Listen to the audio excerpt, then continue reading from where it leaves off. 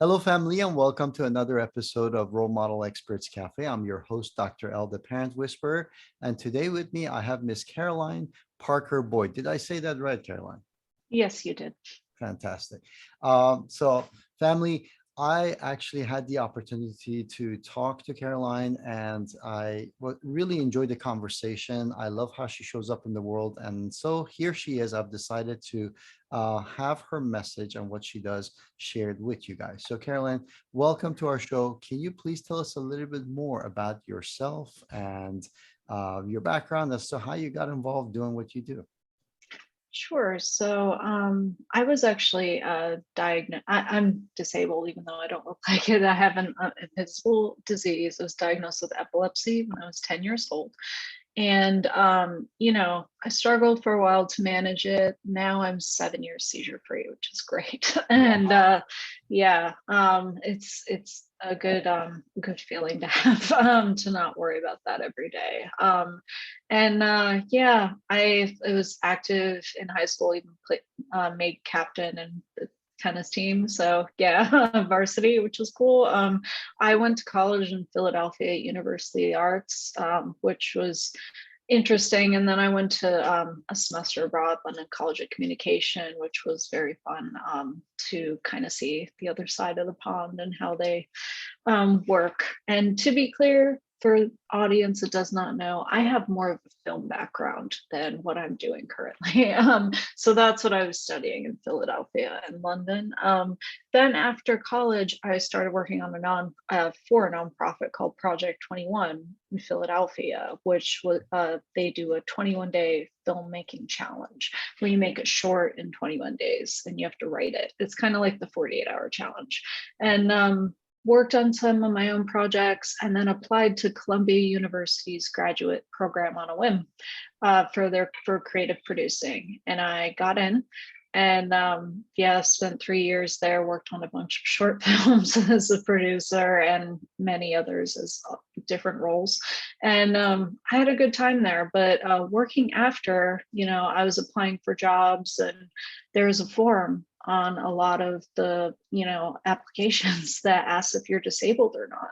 And the way I feel like I can be my most authentic self is to be open about it. So in other jobs and even in school, I always told everyone, regardless of whether it was college or graduate, I am epileptic. This may happen. I have no control over this. So that's just something I struggled with. I always checked off that box that I'm disabled, but because I did that when I'm applying for jobs, especially in my field, it automatically discounts you in the algorithm, which is Right. unfortunate.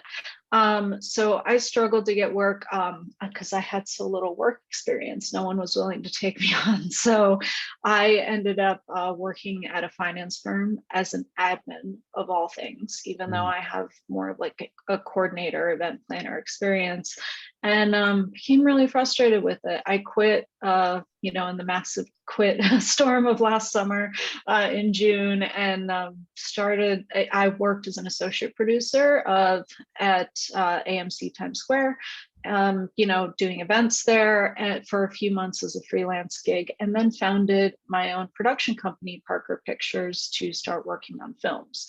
But what I've recently done is finished a diversity and inclusion certificate program from Cornell University. And I'm starting to consult on LinkedIn along with diversity and inclusion in the workplace under my new company, Sapphire Compass Group. And that's a little bit about me. Wow, that is such a drastic change from what you did to what you're talking about today. Yeah. All right. So you obviously are familiar with having a condition that can cause you to be um, at, blatantly or inadvertently discriminated against, basically, and you can lose opportunities, and which cascades into more problems down the road, and as you described. So tell me a little bit about why this is significant, why parents should be concerned about some of these things, especially if they have kids with special needs or other things as well. Mhm. So, you know, uh, one thing that I'd like to highlight in this call is more about how all those people who are unemployed at the moment can help themselves with their LinkedIn, because there is a way to have employers look for you. Um, Mhm. and this topic is important because, parents, and especially women in this country who are mothers, like, women make less than men, and, they may be struggling with children, special needs or otherwise, although Mhm. I hate that term, it's disabled, that's the proper term. But we've all struggled in the past few years of the pandemic, but none so much as mothers. And turnover is higher than ever, and some employers are looking to make a change in the company culture to accommodate what employees are looking for, which is flexible hours, an authentic and open workplace, which is what I'm trying to do through diversity and inclusion, is Mhm. make those workplaces for companies, and more time off without feeling guilty about it. So many people don't use their vacation dates.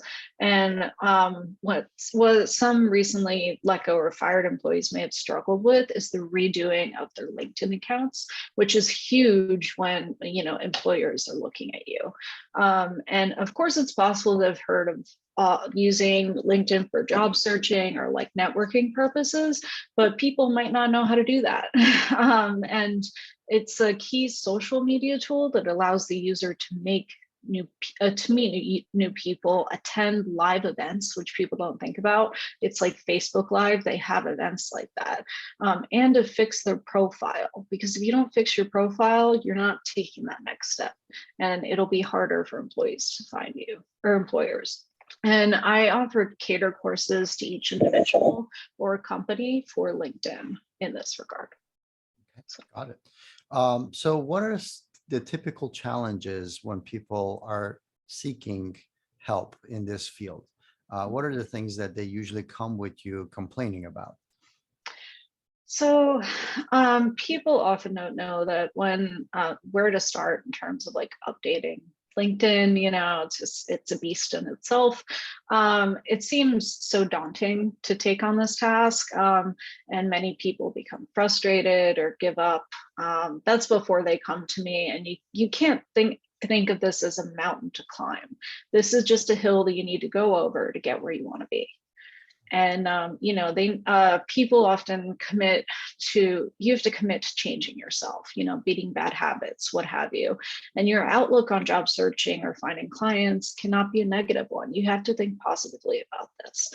I'm not normally like a very positive person, like a glass half full person, but it's just, you have to think about it rationally, and mix up your habits and dedicate that time for yourself that you set every day, and move that to a time to work on your little LinkedIn updates, and then get your wellness time in.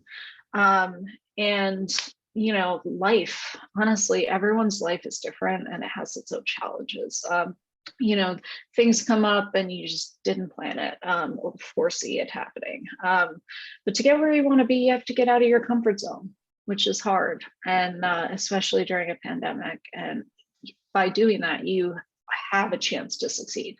If you don't try, you'll never know. Very cool. So usually, and you kind of mentioned this, that when people start and they see this and they look at it as it's a mountain to climb, and they're trying to get through something. Um, what are the That's one of the mindset things basically that they have to overcome. Mhm. But when they start, what are some of the typical challenges that they face then, after they decided, hey, you know what, you're right, I need to do this, and they start, and then inevitably something has to change, right, in order for Mhm. for things to change. So what are those kind of challenges also that they face? So, commitment, it's just you have to dedicate yourself to your goal at hand. And this is something that seem, again, it seems like a lot, but it can be done in a week, quite honestly, Wow. or even a day. And it's those little things about beating the LinkedIn algorithm. All these social media platforms have an algorithm, and there is a way to beat the LinkedIn one. It's just people don't know about it, and they need to utilize that a lot more. And some other things that come up is just time management, which I've mentioned before, like making time in your day to finish your task. If you don't do that, you're not going to get it done.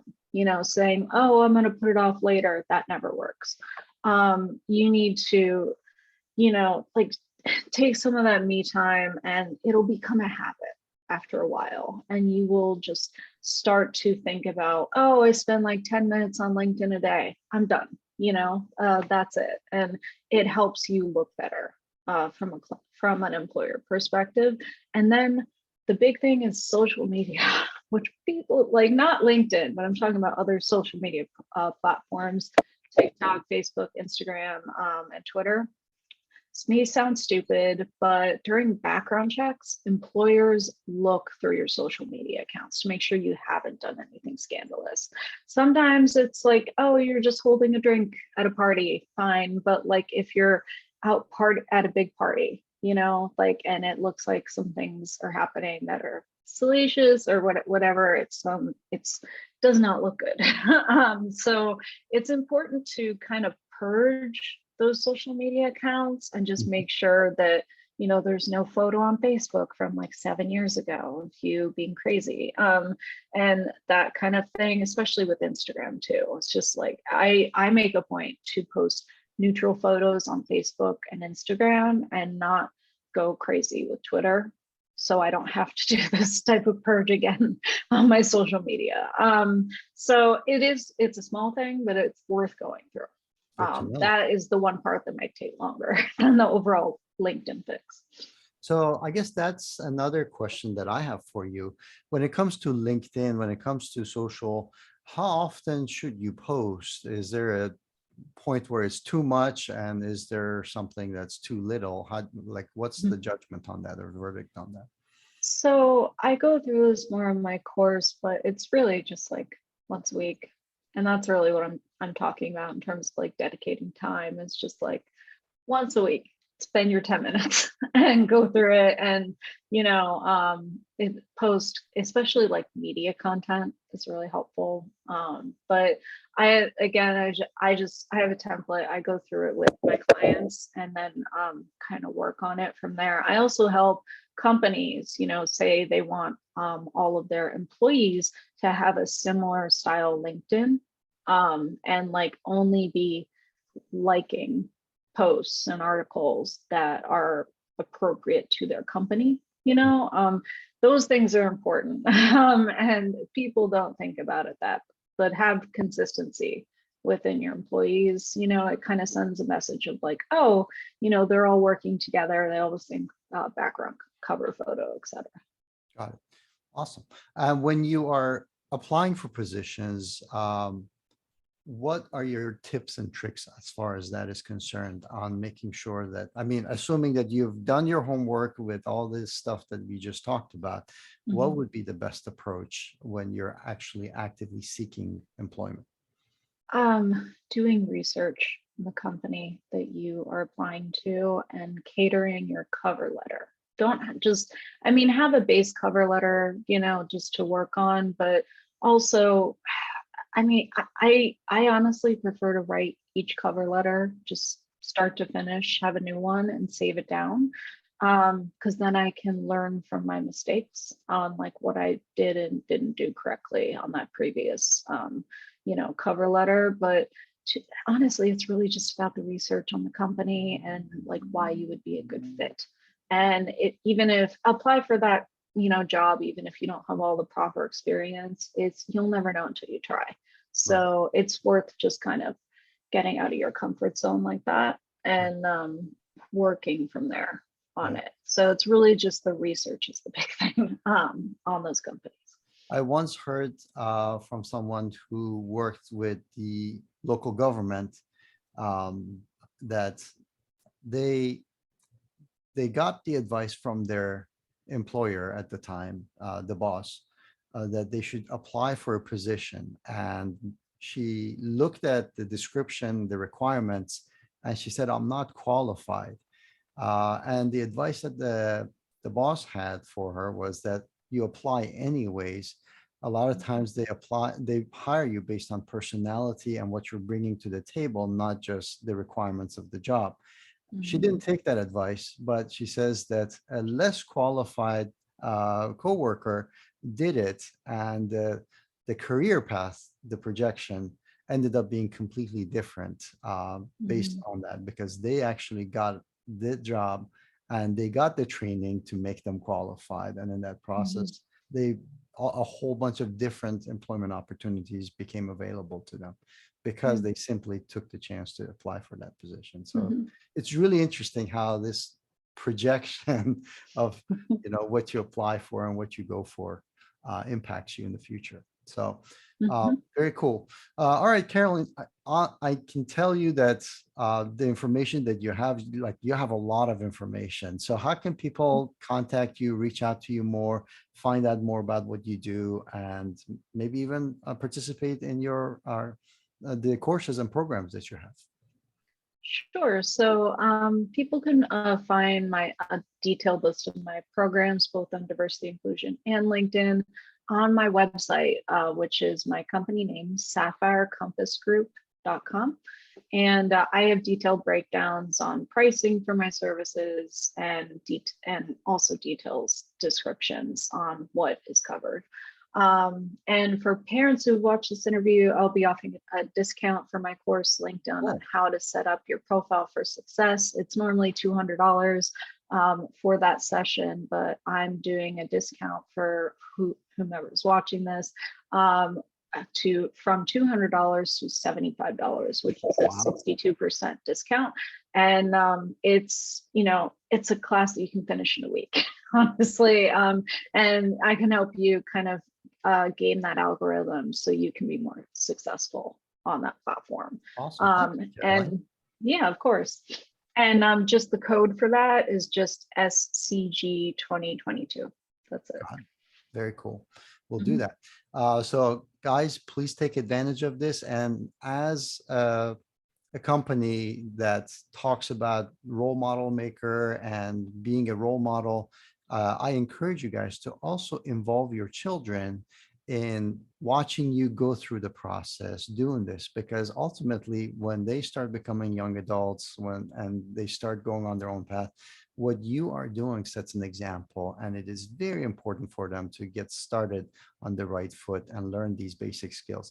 If you have children who are of employment age and are starting to seek employment, I encourage you guys to definitely take Caroline up on the offer and get the kids to take the course and actually really see and have a better understanding of how to present themselves to people who can make a massive impact in their life, in their lifestyle, and their career projections. So encourage you to do that, and also follow her on social and other places where she's there, including LinkedIn. and and we go from there. Caroline, thank you so much for the time that you've taken out of your busy schedule to be here today. Before we part, any final words of wisdom for our audience members? Honestly, don't settle for a company that says they have a great company culture. And when you ask them in an interview what they offer in terms of company culture, they say, "Oh, we have a class once a month." And I'm like, that that's a red flag right there for a toxic work environment. And that's what we are all trying to get away from right now, including myself. It's more just, don't settle for less. You are worth more than what you give yourself credit for. And you have to put yourself out there to take that next step. Well said. Well said. Beautiful. Thank you. Guys, if you haven't already done so, please go ahead and click the subscribe button in the wherever it is, and also get notified of the latest interviews and from the experts and the gifts that they have for us on these interviews. I appreciate you, Caroline, for being here. And until next time, cheers, guys.